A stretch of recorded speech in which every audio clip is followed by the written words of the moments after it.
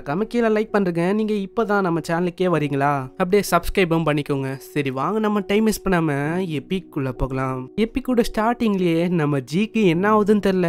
அவனுக்கு அங்க லியூன்னு ஒரு பொண்ணு இருக்கும்ல, அதாவது பச்சை கலர்ல ஒரு ட்ரெஸ்ஸை போட்டு ஒரு பொண்ணு இருக்கும்ல, அது பேரு லியூ. அதை அப்படியே சாப்பிடணும் நான் வந்து அதை சாப்பிடணும் அப்படின்னு சொல்லி நினைக்கான். லியூ போயின்னு இருப்பாளா, அந்த ஷோ போன்ஸுக்கு என்ன ஆச்சுன்னு தெரியல, அது ஒரு மாதிரி அவளை நோக்கி இழுக்க ஆரம்பிக்குது. ஜிக்கு அங்க ஒண்ணுமே புரியல. அட இங்க என்னதான் போயின்னு இருக்கு, என்னோட கண்ட்ரோலை மீறி நான் போயின்னு இருக்கேன். அதுவும் எங்க போறேன்னு பார்த்தா லியூ பின்னாடி. எனக்கு வந்து ஒரு கெட்ட ஃபீலிங் வருது. அதாவது நான் வந்து ஏதோ அவளை சாப்பிடணும் தோன்ற மாதிரி இருக்கு. அங்க லியூக்கும் ஒரு கட்டத்துக்கு மேல தெரிய ஆரம்பிக்குது, அதாவது யாரோ ஒருத்தங்க ஃபாலோ பண்ற மாதிரி இருக்குன்னு. பின்னாடி பாப்பாளா, பின்னாடி யாருமே இல்ல. ஆனா முன்னாடி ஜி பார்த்தா ஒரு மாதிரி வித்தியாசமா பண்ணிருக்கான். அவனோட கை ஒரு மாதிரி அவுட் ஆஃப் கண்ட்ரோலா போயின்னு இருக்கு. ஆமா நீங்க வந்து என்ன பண்ணிருக்கீங்க, அவனுக்கும் அங்க என்ன சொல்றதுன்னு தெரியலையா. அதனால அவனுக்கு பசி எடுக்குது அப்படின்னு சொல்லிடுறான். உங்களுக்கு பசி எடுக்குதா, அப்போனா நீங்க வேணா இதை சாப்பிடலாம், அது அவ்வளவு பெரிய கிரைம் இல்ல, இந்தாங்க இதை சாப்பிடுங்க.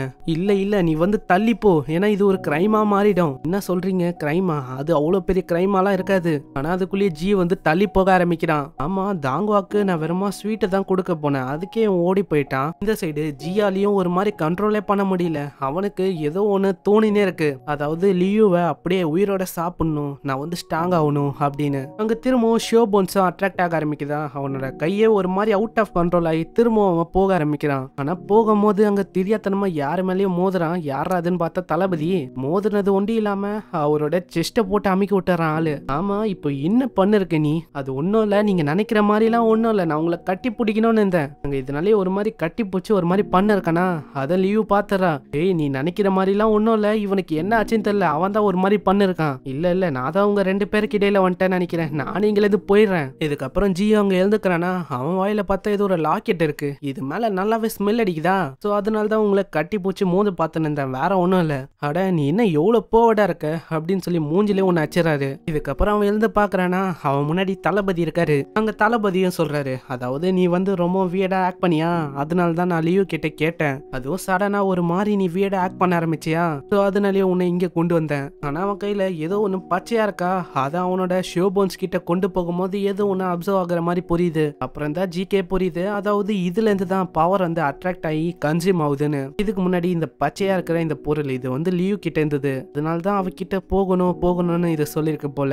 ஓ அப்போனா இதால ஷோ போன்ஸை நல்லா மாத்த முடியும் இப்படி ஒன்று யோசனை இருப்பானா. அந்த தளபதியும் கேட்கிறாரு, ஆமா நீ வந்து என்ன யோசனை இருக்க, வெறுமா இந்த காலருக்காக தான் நீ எவ்வளவு அலப்பறை பண்ணியா, இது என்ன காலருன்னு தெரியுமா, இது டாகியோட காலரு. அட நீங்க வந்து என்ன சொல்றீங்க, அப்போனா இது டாகியோட காலரா.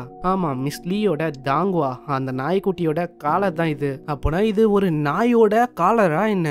ஆமா நீ அப்படியே ஒத்துக்கலாம், அதாவது மிஸ் லீ தான் உனக்கு இதை பிரசண்டா கொடுக்க சொன்ன மாதிரியும் வச்சுக்கலாம், ஆனா அதுக்கு நீ கோவப்பட தேவையில்ல. ஓ அப்படியா, இது வந்து எனக்கு பிரசண்டா, அப்பனா இது நல்ல விஷயம்தான். ஓ அப்பனா இது நல்ல விஷயமா தெரியுதா, ஏதோ ஒண்ணு. இதுக்கப்புறம் திரும்பவும் சீனு அந்த பையனை நோக்கி வருது. அந்த பையனும் ஒரு மாதிரி அவளை தடவின இருக்கான். ஆமா உன் மேல வித்தியாசமா ஸ்மெல் வருது, நீ என்ன புதுசா ஏதாச்சும் சென்ட்டை யூஸ் பண்றியா என்ன. ஆமா ரீசெண்டா ஒன்னு புதுசா வாங்கினேன், அதனாலதான் அது நல்லா இருந்துச்சா, சோ அதான் யூஸ் பண்ண. யாரை கேட்டு நீ புதுசா வாங்கின, அதாவது என் பர்மிஷன் இல்லாம நீ வாங்குவியா என்ன அப்படின்னு சொல்லி தள்ளி விட்டுறானா. அங்க அவன் மன்னிப்பு கேட்க ஆரம்பிக்கிறான், என்ன மன்னிச்சிருங்க, என் மேல மர்சியை காட்டுங்க. ஆனா அதெல்லாம் கண்டுக்காம அங்க இருக்க ஆளுங்க அப்படியே தூக்கின்னு போயிடுறாங்க. இதுக்கப்புறம் இன்னொருத்தரும் வந்து அந்த ரிச்சுவல்ல அங்க ஒரு விஷயம் நடந்ததுல அதோட ரிப்போர்ட் எடுத்துன்னு வந்து காட்டுறாரு.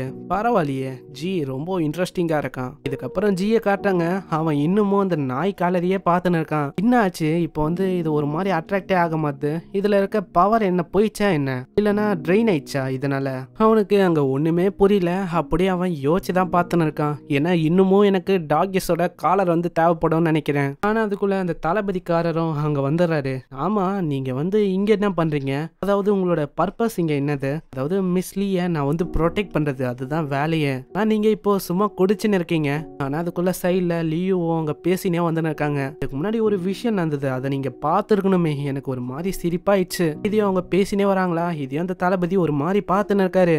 நீங்க வந்து இப்படி சொல்லாதீங்க, அதாவது அதாவது அந்த பொண்ணு மேல உங்களுக்கு ஒரு க்ரஷ் இருக்குன்னு. அட நீ என்னடா சொல்ற, வாயை மூடுறா. ஆனா அதுக்குள்ளேயே அவங்க எல்லாருமே இவங்கள பாக்குறாங்களா, சோ அதனால இவங்களுக்கும் என்ன சொல்றதுன்னு தெரியல, ஒரு மாதிரி முழிச்சுன்னு இருக்காங்க. ஆமா இவங்க வந்து என்ன பண்ணிருக்காங்க, நீங்க இத பழக்க பாத்திக்கோங்க, ஏன்னா இவங்க ரெண்டு பேருமே ஒரு விதமா தான் நடந்துக்கிறாங்க. அட பைத்தியமே, உன்னால பாடுறா எனக்கு என்னென்ன பேர்லாம் கிடைக்குது, இப்போ நான் இன்னும் அவங்களுக்கு சொல்லி எக்ஸ்பிளைன் பண்றது.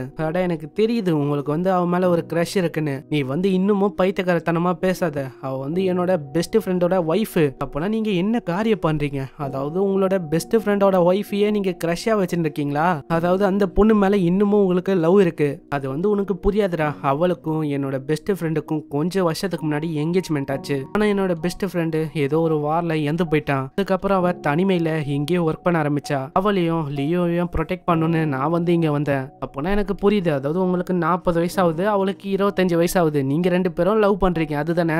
உனக்கு என்ன பைத்தியமா என்ன, எனக்கு 25 வயசு தாண்டா ஆகுது. ஆனா எனக்கு இப்பதான் புரியுது, அதாவது நீங்க பார்க்க தான் கொஞ்சம் வயசான ஒரு மாதிரி தெரியுறீங்க, ஆனா 25 தான், என்னோட கொஞ்சம் அதிகமா இருக்கு வயசு. ஆனா நீங்க உண்மையை சொல்லுங்க, அதாவது உங்களுக்கு அவளை பிடிக்குமா பிடிக்காதா. எனக்கு வந்து பிடிக்கும் தான், இருந்தாலும் அதெல்லாம் என்னால பண்ண முடியாது, ஏன்னா இங்க இருக்க ரூல் அப்படி. ஏதோ ஒண்ணு, நீங்க ரூலை பத்திலாம் கவலைப்படக்கூடாது, உங்களுக்கு பிடிக்குமா நீங்க வந்து என்ன வேணா பண்ணலாம். அதாவது அவங்களுக்கு வெறுமா எங்கேஜ் தான் இருக்கு, மேரேஜ் ஆகல, நீங்களே நல்லா யோசிச்சு பாருங்க. ஆனா அப்படி பண்ணா என்னோட பெஸ்ட் ஃப்ரெண்டுக்கு துரோகம் பண்ற மாதிரி ஆயிடுமே. அட நீங்க என்ன பேசின்னு இருக்கீங்க, அதாவது அவர் வந்து இறந்து போயிட்டாரு, இதுக்கு மேல அவரால் என்ன பண்ண முடியும். நீங்க வந்து இதே மாதிரிலாம் சொல்லின்னு இருக்க கூடாது, ஏன்னா நீங்க உங்களையே ஒரு மாதிரி ஏமாத்தின்னு இருக்கீங்க.